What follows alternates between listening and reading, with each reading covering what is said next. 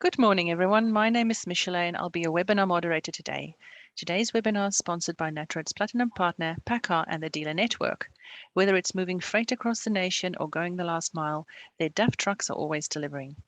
Today's webinar is being presented by Deborah Kirk, Manager, Legislative Reform and at the National Transport Commission. Deborah has a passion for improving processes, safety outcomes, and administration of compliance and legislative requirements related to high-risk occupational activities, particularly those related to the dangerous goods. Deborah has extensive experience in both health and safety governance and the management of chemicals. She has worked in various industries, including construction, logistics, and the steel industry, as well as for WorkSafe Victoria. Having worked for both industry and regulator, Deborah is driven to bridge the gap between regulator and duty holder to deliver safe and compliant outcomes. Like always, we'd love to hear from you during today's presentation. If you have a question, please feel free to type in your questions in the Q&A section at the bottom of the screen. You may send in your questions at any time during the presentation. We'll be answering the questions at the end of the session. So welcome, Deborah, over to you. Thank you. Thank you, Richard and Michelle, for inviting me to provide this presentation. And thank you to everyone online for your time. In giving this presentation, my aim isn't to teach you the requirements of the ADG code, but rather to provide a high-level overview of the key concepts and hopefully dispel some myths along the way. The presentation part of this session is relatively short, as we wanted to dedicate the bulk of the time to be available to hearing your concerns and answering your questions. Okay, bear with me while I get this PowerPoint to actually start moving. Okay.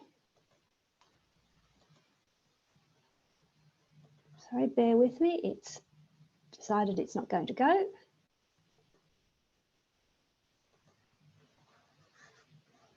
Okay. It's not advancing. Here we go. Okay. Before we get into it, I just want to provide a quick overview of who regulates the land transport of dangerous goods in Australia and their relationship to the NTC and the model laws. Now, this may seem a little bit boring, but it's really, really important thing to understand, and you'll see why when we come back to some of the questions at the end. So the NTC maintain the model law and the model subordinate instrument, often referred to as the MSI or the regulations, and the ADG code. The amendments to the model legislation or the ADG code, once drafted by the NTC, are submitted to the infrastructure and transport ministers for their approval. The states and territories then make their own legislation based on the model law and the MSI.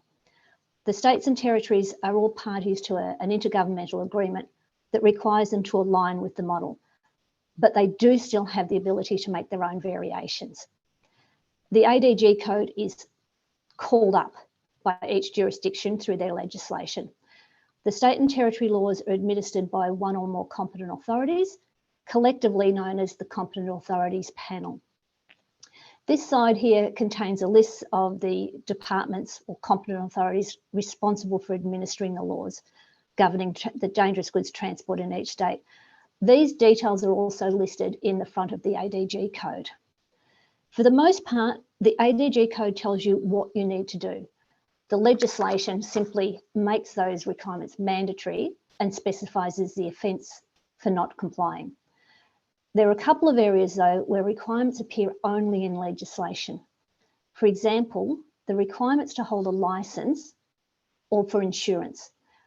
These are straightforward requirements with no additional technical requirements and therefore aren't included in the ADG code. So just remember, when you're looking for something, if you can't find it in the code, doesn't mean it doesn't exist. It just might be only in the legislation. And as I said, while they all follow, or they've all agreed to follow the model, they do make their own laws and they can have some variations. The next thing we really need to be on the same page with is terminology. In many instances, the terms that industry commonly use are either not used in the ADG code or where they are used have a different meaning. And I wanted to give a particular example is bulk versus packaged. Industry commonly use the term bulk to indicate a receptacle greater than 500 kilograms or litres, and packaged for anything that's less than that. That comes from very old terminology. That definition of bulk and packaged hasn't been used since around 2008, but I know industry still use it. It's actual legal in the ADG code. Packaged is essentially anything other than a tank. Bulk is only used in the ADG code in the phrase bulk container, and that's a container greater than or equal to 1 cubic metre for solid dangerous goods in direct contact with the container. So in other words, loose solids within the container. That's the only place that bulk is used throughout the ADG code. The next important definition is placardable unit, which is any receptacle such as an IBC, pressure drum, etc., that individually has a capacity of more than 500 kilograms and litres.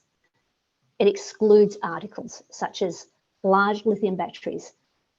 They are not placardable units. It's just a container with a capacity of more than 500 kilograms or litre. Placard load. So any load that contains one or more placardable units, or any load that has an aggregate quantity of dangerous goods that exceeds the relevant thresholds in table 5.3. And we'll go into those thresholds a little bit more in a minute. And ADR throughout, when we're talking dangerous goods and we're talking ADR, we're actually talking about the agreement for the international transport of dangerous goods by road. It has a sister or a companion publication called RID, which is the Agreement for the International Transport of Dangerous Goods by Rail. So it's not the Australian design rules. Just looking at those, that's why it's really important when you're talking to somebody about a requirement, just make sure that you both have the same understanding of the terms you're using. Otherwise, it starts to get very confusing. Now that we've covered off those couple of background items, let's get into it. So, as I said, I wanted to cover the concepts. So there are two universally accepted principles on which the ADG code and, in fact, all requirements for transport of dangerous goods are built on.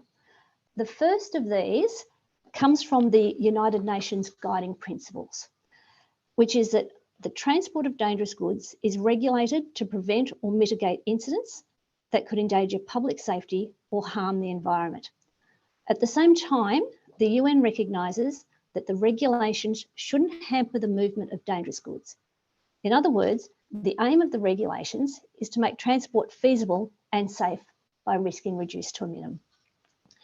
Unlike health and safety, where we tend to talk about reduce the risks so far as is reasonably practical, that's not how the dangerous goods transport requirements work. It is a balance of risk versus control, but there's also a balance of commerce productivity versus the protection of people and environment. This principle recognises we still have to move dangerous goods. The second universally applied principle is the concept of chain of responsibility, which is basically that responsibility is allocated to those persons who are in the best position to prevent and manage risks. Those parties which have control have responsibility. In most instances, there's going to be multiple parties with some level of control. The concept of chain of responsibility, and I know the National Heavy Vehicle Law has sort of commandeered the phrase chain of responsibility, but the concept of chain of responsibility or cradle to grave or whatever you like to call it has actually been enshrined in dangerous goods transport law since 1997. But even prior to that, the concept of it was included in the ADG code. I'm going to elaborate on each of those two principles a little bit more over the next few slides. The first one, risk versus control. As a general principle, the controls required are commensurate with the level of risk. So the lower the risk, fewer controls. Higher risk, more controls. We also have some that are completely exempt. You'll see right at the start of the ADG code, there's some things like if you're not in the business of transporting, you're transporting for yourself, or tiny, tiny little consignments. There's some concessions there, they're actually excluded from the requirements of the code. But if we have a look here, we've got small quantities, and a small quantity could be either the size of the individual containers or the aggregate quantity of the total load. They have minimum controls. Larger quantities, whether that be in aggregate or whether it be we've now got larger containers such as cardable units or tanks, have greater controls. We use the placarding threshold to trigger additional controls, and that threshold is dependent on the class and the packing group. So higher risk substances such as toxics, packing group 1s have a lower placarding threshold. As a general principle, their threshold is 250 kilograms or litres. If we don't have any of those, then generally it's 1,000 litres. But as I said before, larger quantities, whether individually or aggregate, have greater controls, which is why placardable units, even one of those, it puts you over that placarding threshold. And there are some controls that apply regardless of the quantity. Controls such as transport documentation, segregation from food. The controls are also split into two key categories. Those that are aimed at prevention, so packaging, we package dangerous goods. So the UN approved packaging is tested for drop tests and all of those. So essentially they're designed to prevent an incident. They're designed to withstand breaking if they're mishandled or they drop. So that's prevention. Segregation is another one that's aimed at preventing. We're trying to stop incompatible goods from coming together and causing an accident. We also have another set of controls which is about mitigation. That is, if in the event an incident does happen, how do we lessen the consequences of those? And some of those are placarding, which warn emergency services or first responders what's on there so that they can respond appropriately. And the other is documentation, so they know what they're dealing with. These four controls that I've mentioned here are what the regulators view as non-negotiable. These are their four sacrosanct things. If you've got one of these wrong, there's a very good chance that there would be some form of enforcement action taken against you. So let's look at what controls apply when. Starting at the lowest end of the spectrum, so those lower risk ones, we've got the exempt quantities that I mentioned earlier, so very, very small consignments, tool of trade. There's no specific controls for those. They're exempt from all requirements of the ADG code. Having said that though, when you look at them, they have to meet certain conditions to be exempt from the code. So they don't, there are some things they still have to meet before they can be exempted. Then we have packed in limited quantities. To be considered packed in limited quantities, and this is one that a lot of people get confused.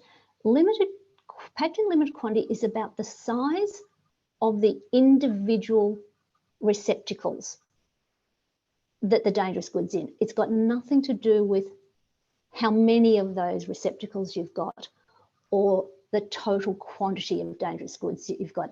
It's about the size of the individual little bottles. To be considered packed in limited quantities, they have to meet all of the requirements in Chapter 3.4. If they do that, then they're exempt from many of the requirements. For instance, they don't have to have UN-approved packaging. They do, though, have a requirement to have good quality packaging that can withstand the general shocks and rigour of transport. They don't have to have transport documentation, but they do have to have some information about what's included. They also don't have to be segregated from incompatibles, and that includes from food. So if you've got a retail load, for instance, going to a retail distribution centre, you don't have to segregate dangerous goods packed in limited quantities from food. Moving up the risk scale, we then go to less than a placard load. They still have to have transport documents. They still have to use a UN-approved packaging, and they still, if they're 2.3, 6.1, 7 or 8, they still have to be segregated from food and food packagings. But that's the core of the controls that they have. Moving up the spectrum a bit more, now we've moved into placard loads. These are divided into two distinct categories. The first of these is where all dangerous goods on the vehicle are in receptacles with a capacity of 500 kilograms, litres or less, i.e. there are no placardable units on the vehicle. If you fall into that category of a placard load, you have to have vehicle placards, but diamonds only. They only have the diamond. You have to have dangerous goods transport documentation, your emergency information, which must be in an emergency information holder fitted in the cab. You have to have fire extinguishers, driver protection equipment. You have to segregate your incompatibles. There are additional load restraint requirements above the heavy vehicle national law. I'll just quickly touch on those. The heavy vehicle national law and the load restraint guide are about keeping the vehicle stable, so keeping it upright, and keeping the freight or the goods on the vehicle. Dangerous goods goes a little bit more than that. You also have to protect the goods from damage. So they have to be protected in such a way that they can't tip over, be reorientated, that they can't have freight move within the vehicle, that either the dangerous goods could get damaged or even other freight could move and damage the dangerous goods. So that's where I say it goes above the heavy vehicle national law. It's about protecting the goods as well. You have to have insurance. As soon as you hit a placard load, you have to have insurance, and that has to be a minimum of $5 million that is DG specific. It has to nominate that it's for cleanup of dangerous goods. And you also have to have a transport emergency response plan. So what to do when things do go wrong. The next category of a placard load is where you do have placardable units on the vehicle. So one or more placardable units, you're automatically a placard load.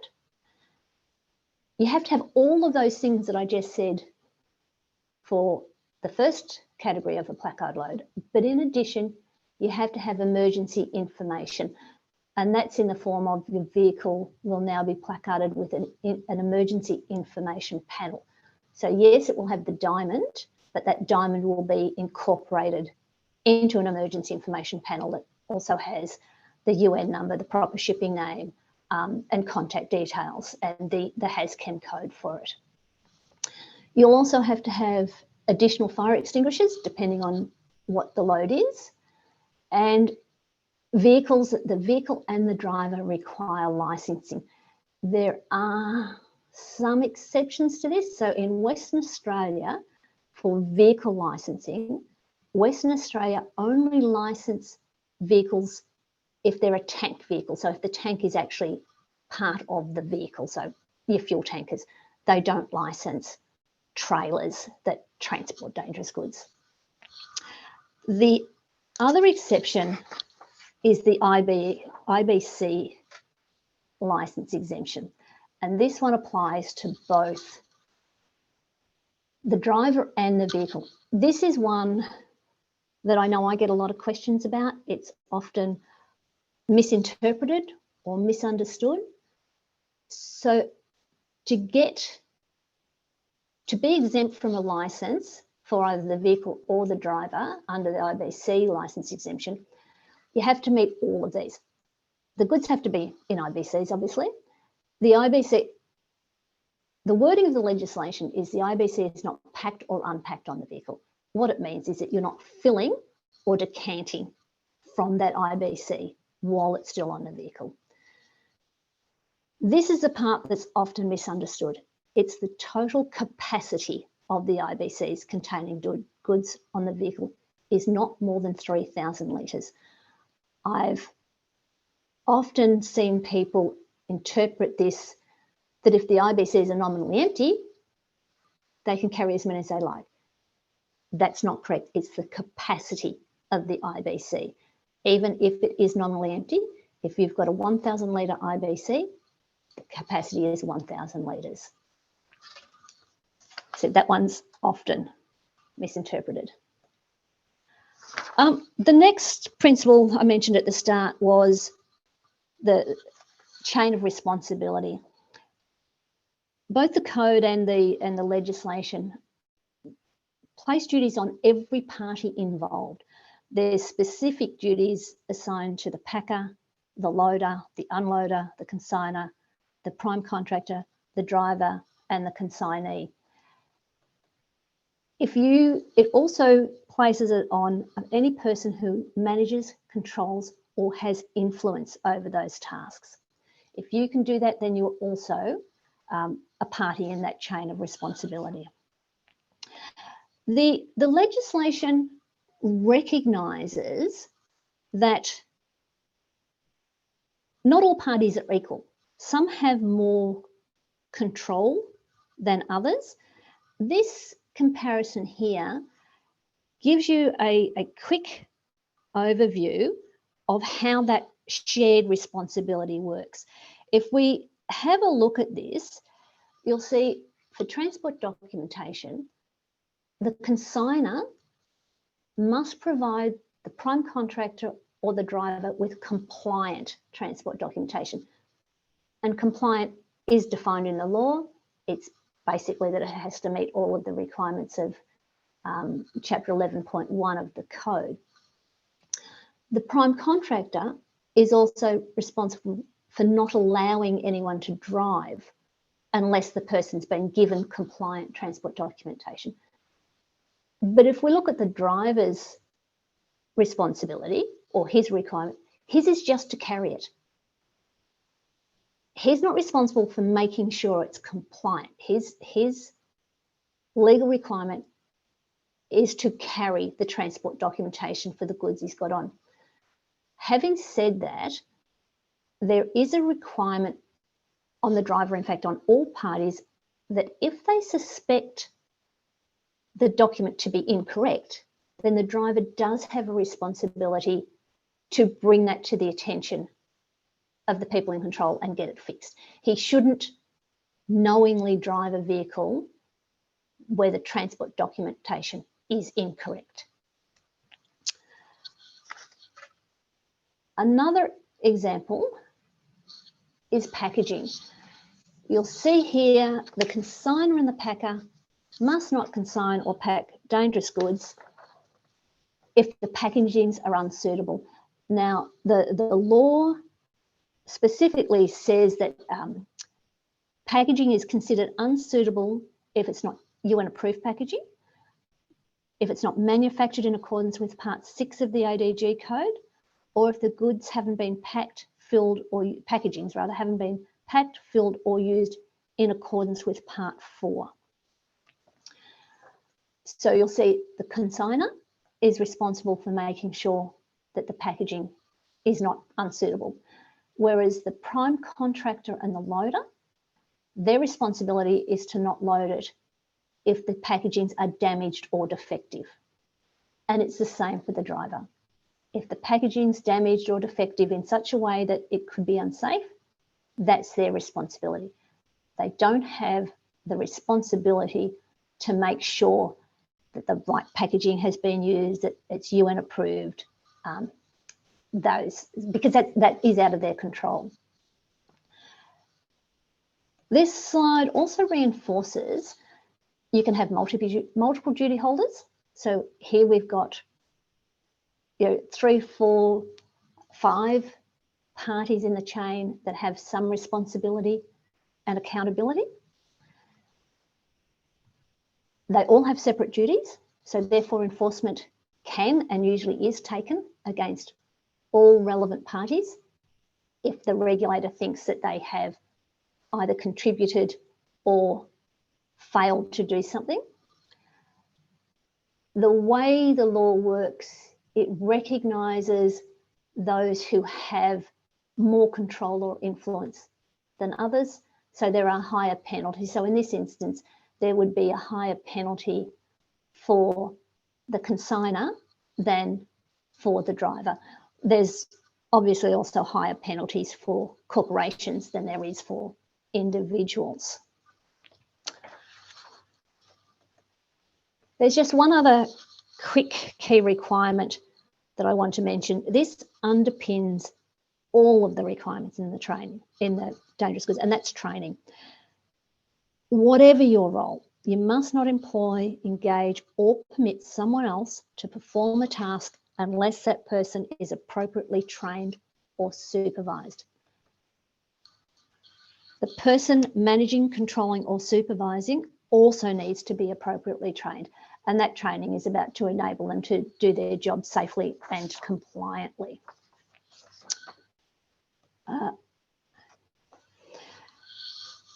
So how do we pull it all together? How do we make sure we're doing the right thing? If your customers or your contractors, whether it's the people you're transporting for or whether you are outsourcing the job, subcontracting it, if they're not properly trained or they aren't doing their tasks safely and compliantly, then that impacts your ability to be compliant. So how do you make sure that your customers or contractors are doing the right thing? Due diligence. It's the only way to do it. This isn't just a once-off activity. It's not something that you just do at the start of the contract or even conducting a yearly audit of your contractors. It needs to be an ongoing process. Yes, you need to do it as part of your contractor engagement or customer onboarding process, but you also need to have a system for ongoing verification and identification of non-compliances, including a process for taking action when a non-compliance is identified. You should have a system, whether you like to call it a 3 strikes and you're out or whatever, you should have something in place to take some action when your customer or your subcontractor is non-compliant. And then how do you escalate for repeat offences? You need to have those things in place to show that you're doing what you can. It's also important to recognise that due diligence needs to be conducted by all parties to the contract. Now, we tend to think of it as an activity that needs to be done by a person or an organisation when they engage someone to provide them a service or conduct work on their behalf. But with chain of responsibility, it's equally as important that the contracted party also conduct due diligence on their customer. This is particularly important in dangerous goods. If you're a transport organisation transporting dangerous goods on behalf of a customer, you need to have confidence that the dangerous goods will be correctly packed, that they will declare their dangerous goods, that you will receive compliant and accurate transport documentation with every consignment. So I can't reiterate enough getting your due diligence right. It not only saves you as a transport company when something goes wrong, it actually helps stop things going wrong. If you've got confidence, if you have pre-done your customer to say this is what you're allowed to send with us, you know that they understand how to read the ADG code to see how to pack the consignment, then you can have some confidence that things won't go wrong while you're transporting. So it really, really is a key part in it. That's the most of my presentation. I just want to quickly touch on one or two things. One is just to quickly update the Infrastructure and Transport Ministers have endorsed the NTC to conduct a full review of the ADG code. I know the code gets updated every 2 years, but as a general rule, that is simply adopting the changes made to the UN model regulations. The UN model regulations do not cover any modes. They are not specific to air, sea or land. The ADG code has a lot of other chapters or requirements that are specifically about how we do this on land. For the most part, they haven't been reviewed for many, many years.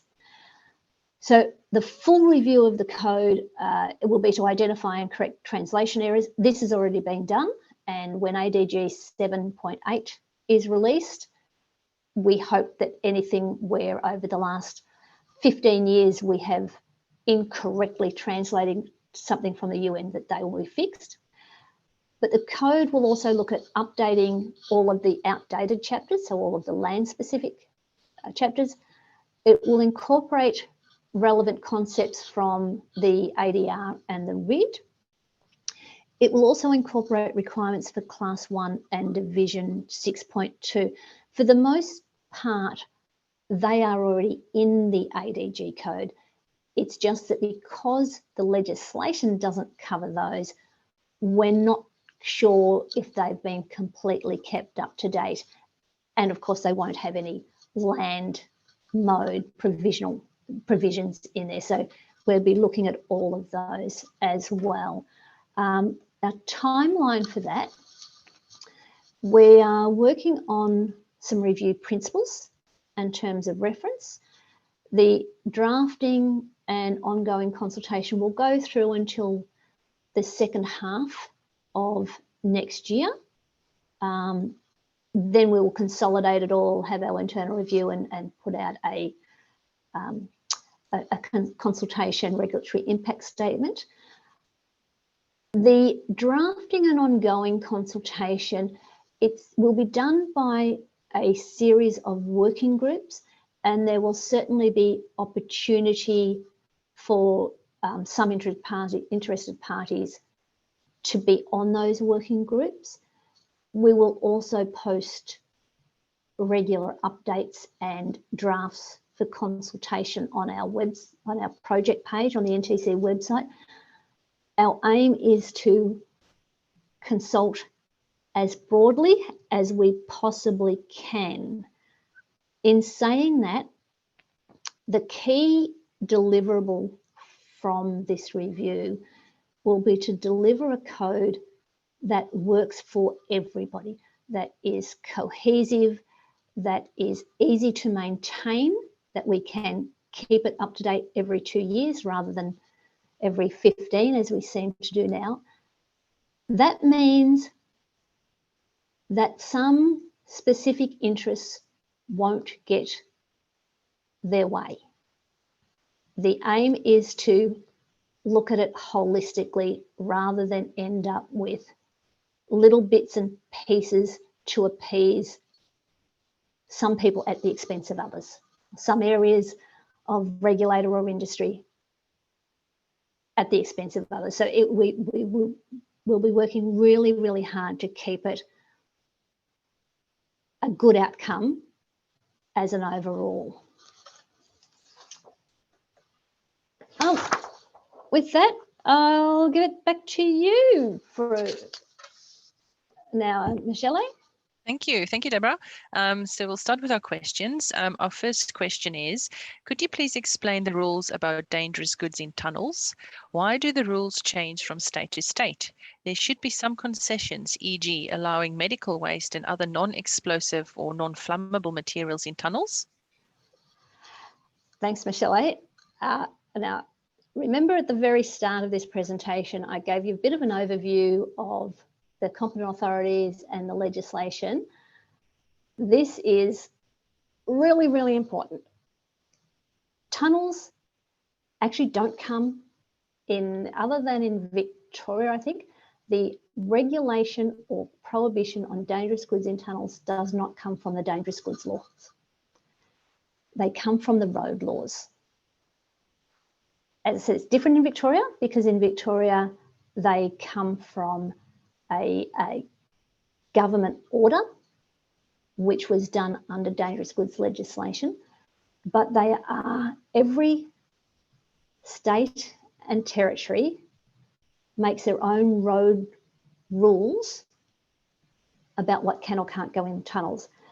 There is a lot of work going on to try and say, well, why?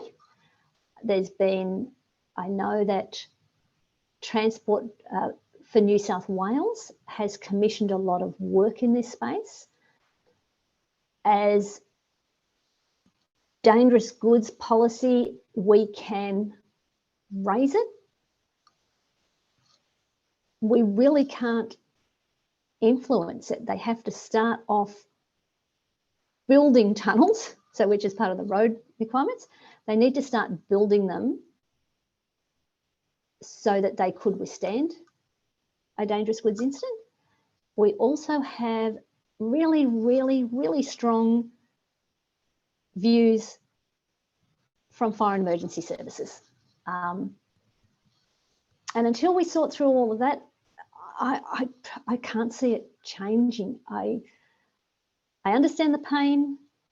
I have presented on dangerous goods in tunnels, but it doesn't come from the dangerous goods laws. It actually comes from the road laws. I know that's not the answer you want, but that's all I have, sorry. Okay, I've got another one here. Are there records of enforcement of dangerous goods legislation and the outcomes?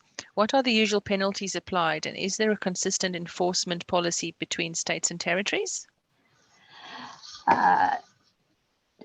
No. So when we make the model law, we put penalty units for each breach.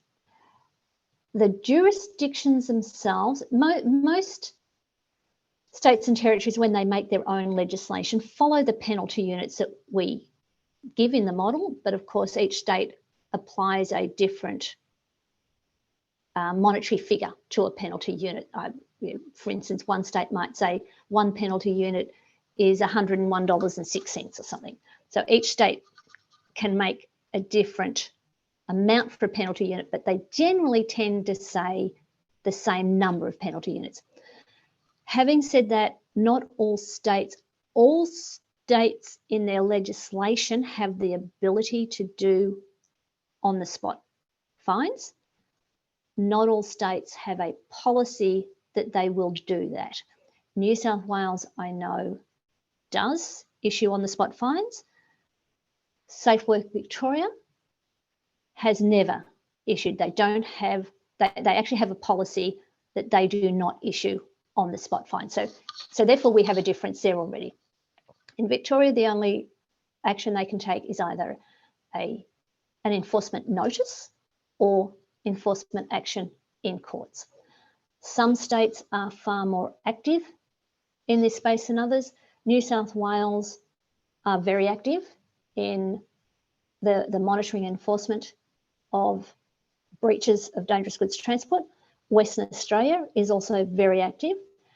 New South Wales, partly because they've got the ability to write an on-the-spot fine, they have also trained up all of their police and given a delegation to all of the police to be able to enforce the dangerous goods transport laws and to issue notices. So there is very much a difference in the activities, the monitoring and enforcement activities from one state to another.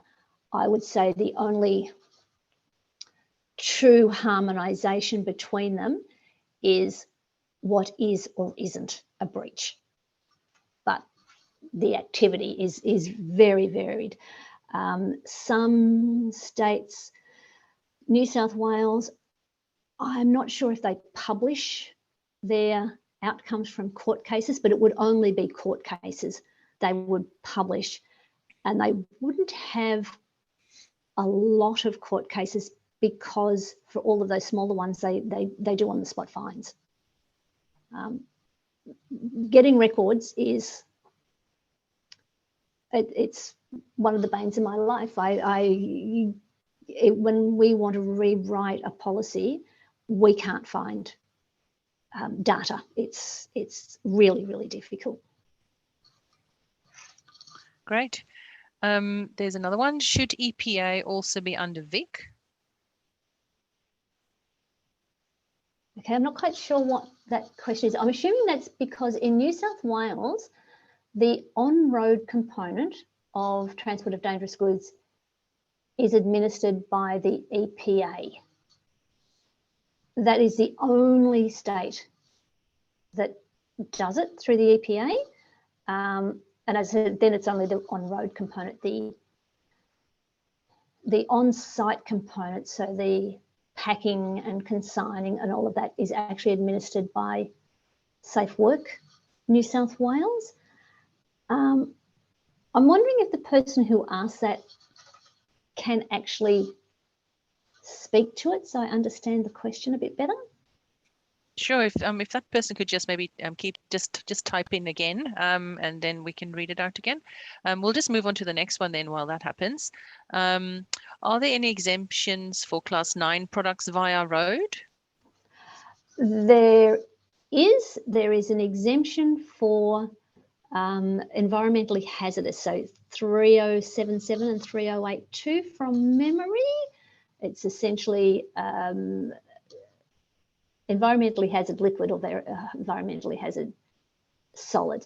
The exemption for those is that if they are in containers with a capacity of less than 500 kilograms or litres, or if they're in IBCs, then they're not subject to the regulations for transport by road. Essentially, those two substances are aquatic toxins, and so the risk isn't seen as being as high transporting by road. Having said that, quite often they might come off a ship or they're going onto a ship. So while the law exempts them from having to comply with the ADG code, it also recognises that they might be marked and labelled as dangerous goods for the land component of the transport. So normally, because sometimes when an inspector picks you up, or it can be a bit difficult to explain to them, I would tend to either write on documentation not subject to the code, and I can't tell you the AU number, it might be AU01, but I'm not quite sure. It's a Australian special provision. Or else I know some transport companies have just they just print out an A4 sticker saying not subject to the code due to this, and they just stick it on the IBC, so that if they're picked up, it's really easy to see, yes, I know I've got a Class 9 label on it, but they are exempt from the ADG code. Thanks, Deborah. The next question is, can documentation be carried electronically, or are paper copies required? Paper copies. Australia doesn't have the capability for electronic, particularly in outback areas where there is no internet coverage. So at the moment, must be in paper code, in copy. Great. And then I have another one here. Deborah, can you confirm the requirements for diamonds on vehicles for less than a placard load? Diamonds front and rear or sides of the vehicles as well. This seems to be the confusing part for some. If it's less than a placard load, diamonds are placards. So if it's less than a placard load, there are no placards, no diamonds. Great. Well, I don't have any other questions. maybe if anyone's got any questions, you can email them to info@natroad.com.au, and we can pass them on to Deborah, and then we can have your questions answered. So Deborah, I think that's the end of the session for us, or do you have any more? Yeah, I've got one more question here that came through during the week, which is about vehicle registration and DG vehicle licenses. Now, I can't give you an answer to it. I'm waiting on an answer from the heavy vehicle regulator. One of the problems we have with vehicle registration, I'm trying to get an answer from the heavy vehicle regulator about this national heavy vehicle registration. And I want to confirm that when you re-garage your vehicle from one state to another, that this new national registration continues without any problems. The problem with the DG vehicle licenses is they are issued specifically to the vehicle registration. So if you have to transfer your vehicle registration, that link is broken. So therefore you have to get the DG license transferred or redone in the state of the new registration. This is not all states. New South Wales will issue a DG license to any vehicle registration. Victoria actually has it written in their law that they can only issue a dangerous goods vehicle license to a vehicle that is registered in the state of Victoria. Queensland are similar. They don't have it written in their law, but they have it written in policy that they will only issue a dangerous goods license to a vehicle registered in Queensland. I will keep following this up to do with the national registrations and see how that impacts. And I will make sure that I give an answer to Richard and Michelle that you can share, Michelle, with all of your members. Thanks very much. So Deborah, is that the conclusion of your webinar then? That is, thank you. And Michelle, if you've got any questions, please direct them to Michelle, and I'll make sure I answer all of them. I'm also happy if anybody wants to contact me directly if they've got anything specifically they're concerned about, and I think I have my email address on there. Fantastic. Thank you so much. Thank you for presenting. And that email again, if you want to send any questions in, is info@natroad.com.au. Today's webinar was recorded and will be uploaded to the NatRoad website and our YouTube channel. So if you need to catch up on something again, or if you want to share it with your colleagues, please do so. Thank you, Deborah, again for presenting, and everyone have a great day. Thank you very much. Thank you. Bye-bye. Thank you. Bye.